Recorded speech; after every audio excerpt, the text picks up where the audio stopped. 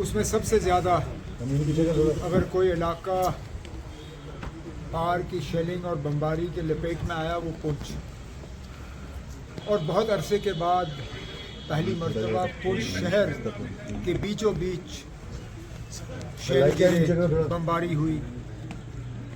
इसमें हमारी 13 कीमती जानें जो हैं वो हमने गंवाई। आज यहाँ पे आने का मेरा मकसद, पहले तो मैंने कोशिश की कि उन घरों में कम से कम मैं पहुँचूँ जहाँ ये सबसे बड़ा सामना पेश आया। उसके बाद यहाँ की सिविल सोसाइटी से मेरी मुलाकात हुई और मैंने पुंछ के लोगों को मुबारक किया जो इस मुश्किल दौर में उन्होंने हिंदू मुस्लिम सिख इत्तेहाद और भाईचारे का जो माहौल है उसको कायम और दायम रखा। अब आगे जाके दोबारा अगर इस तरह के हालात बने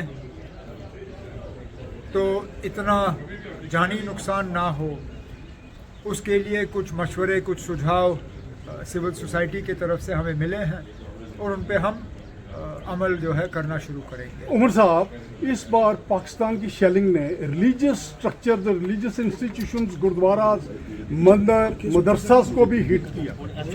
उन्होंने इस शेलिंग के दौरान किसी एक मजहब को निशाना नहीं बनाया, बल्कि जिस तरह पुंछ के लोगों ने हिंदू मुस्लिम सिख इत्तेहाद का जो सबूत दिखाया, इन लोगों की बमबारी भी इसी तरह रही। गुरुद्वारों के नज़दीक, मंदिरों के नज़दीक, हमारे मदरसों और दरगाहों के नज़दीक अंधाधुंध इनकी फायरिंग रही। अब चलिए वो किस तरह एक चीज और है कि पाएंगे भाई, मुझे पाकिस्तान की आर्मी ने ये कहा, पाकिस्तान की आर्मी, हम भरोसा कर सकते हैं सब अब उनकी नीयत, अब मेरे पास कौन सी ऐसी जादू की छड़ी है कि मैं उस छड़ी का इस्तेमाल करके उनकी नीयत के बारे में आपको जवाब दे सकूं। उनकी नीयत क्या है क्या नहीं है वो तो वही कह सकते हैं। उनकी नीयत मैं तो सिर्फ जो ज़मीनी हालात हैं उनको देख के बात कर सकता हूँ। और फिलहाल जो खबरें आ रही हैं, अब लगभग 24 घंटे हो गए, सीज फायर जो है वो लगभग कायम और दायम है। पाकिस्तान की आर्मी एक चीज और कह रही है कि इंडियन आर्मी ने गुरुद्वारा को टारगेट किया। बहुत बड़ा फॉल्स प्रोपेगेंडा जो 2 दिन से चल। अब वो तो फॉल्स प्रोपेगेंडा करेंगे ही। हकीकत क्या है, असलियत क्या है वो आप जानते हो, मैं जानता हूँ, दुनिया जानती है। अब इस हकीकत को वो तस्लीम करें ना करें, मैं इसमें क्या कहूँ। सर, जम्मू कश्मीर सरकार कंपनसेट किस तरीके से कर रही है जो यहाँ डैमेज हुआ है, जो कैजुअल्टीज? अभी तक तो हम लोगों को बचाने में लगे रहे। अब जबकि सीज फायर चल रहा है और सीज फायर को चले हुए 24 घंटे से ज़्यादा हो गए, अब डिस्ट्रिक्ट एडमिनिस्ट्रेशन को हर ज़िले में, पुंछ, रजौरी, बाकी ज़िले जहाँ जहाँ शेलिंग हुई है, जम्मू वगैरह, बारामूला, कुपवारा, बांडीपुर, सब डीसीज़ को अब वाज़ेह हिदायत दी गई है कि वो अपनी टीम कायम करें। उन टीम्स में जो है इंजीनियरिंग एक्सपर्ट्स भी रखें और जहाँ जहाँ शेलिंग का असर किसी स्ट्रक्चर पे हुआ है उस स्ट्रक्चर की असेसमेंट करें। जो डैमेज हुआ है डैमेज असेस करें।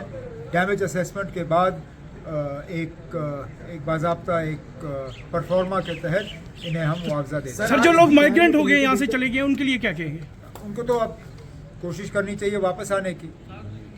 जाहिर सी बात है, लगभग 80-90% पुंछ शहर जो अभी खाली है वो तब गए जब यहाँ शेलिंग हो रही थी। अब अगर शेलिंग रुक गई है तो उनको वापस आना चाहिए। उमर साहब, लोगों ने जो है अपना एक सवाल रखा कि सिविल प्रशासन की गलतियों की वजह से पुंछ में जो इतना नुकसान हुआ। कौन सी गलती ना? सिविल प्रशासन यहाँ पे दिखी नहीं सर।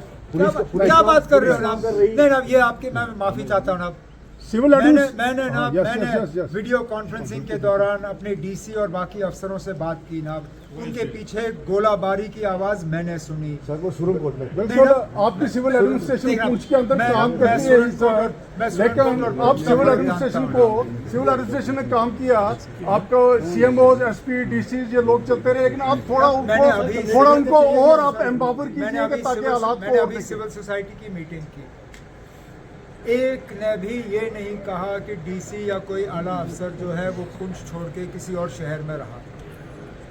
अब ये गलत खबरें जो है आप लोगों की तरफ से फैलाई जाती हैं, तो ये बड़ा अफसोस की बात है। एक बात कहूंगा उमर साहब, क्या पीएम ने कल ये एक अलानिया डिक्लेयर कर दिया था, ये पूरा एक आउट स्पोकन वर्ड था कि पाकिस्तान की गवर्नमेंट दो चीज़ों पे अगर अमल करेगी कि टेररिस्ट कैंप्स को हमें अलाउ करे, उनको डिस्ट्रॉय करना है या पीओके दे, तो आप बतौर मैंने ये जम्मू बयान नहीं कश्मीर। सुना ना, चलिए। Thank you sir.